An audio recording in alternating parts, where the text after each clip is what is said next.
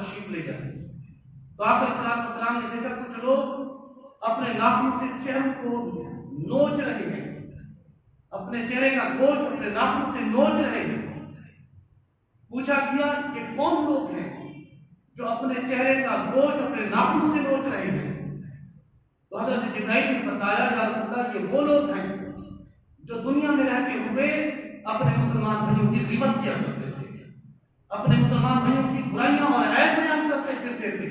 और इस पर फख्र महसूस करते थे। आज अल्लाह ताला इनको आजाब में मुब्तला कर रहा है। फिर इसी तरीके से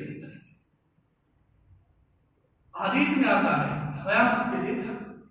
जब दोज़खी दोज़ख में चले जाएंगे, जहन्नमी जहन्नम में चले जाएंगे। हज़रत लुक़मान अलैहिस्सलाम ने फरमाया कि वक़लाम फ़ुज़ूल, अपनी ज़बान को फ़ुज़ूल गुफ्तगू से बचाओ, फ़ुज़ूल गुफ्तगू ना करो।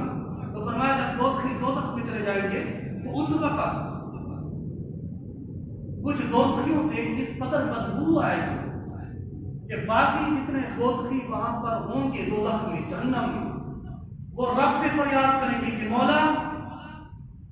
दोज़ख में ऐसे कौन बदनसीब हैं, ये कौन लोग हैं जिनके जिस्म से इस कदर बदबू आ रही है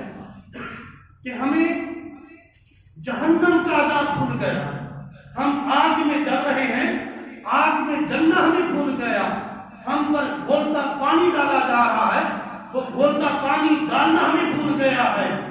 इनकी बदबू ने हमें परेशान कर दिया, हम बाकी सारे अज़ाब भूल गए, मगर ये जो बदबू इनके जिस्म से उठ रही है,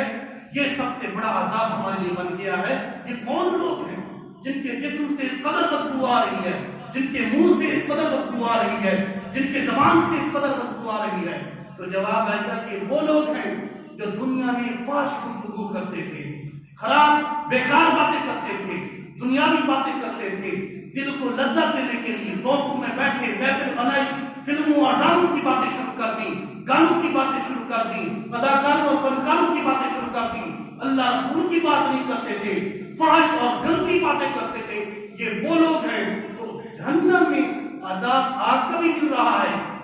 जहन्नम में घोलता पानी भी मिल रहा है, लेकिन इसके साथ साथ जो लोग दुनिया में फाश गुफ्तगू करते हैं, अपनी जबान को गंदा रखते हैं और अल्लाह के जिक्र से अपनी जबान को साफ और मुनज़्ज़ह नहीं रखते, तो क़यामत के दिन उनको ये भी अज़ाब होगा कि उनके जिस्म से और उनके मुंह से इस कदर बदबू होगी कि बाकी जहन्नम में जो दोज़खी होंगे उनको भी तकलीफ और अज़ियत पहुंचेगी।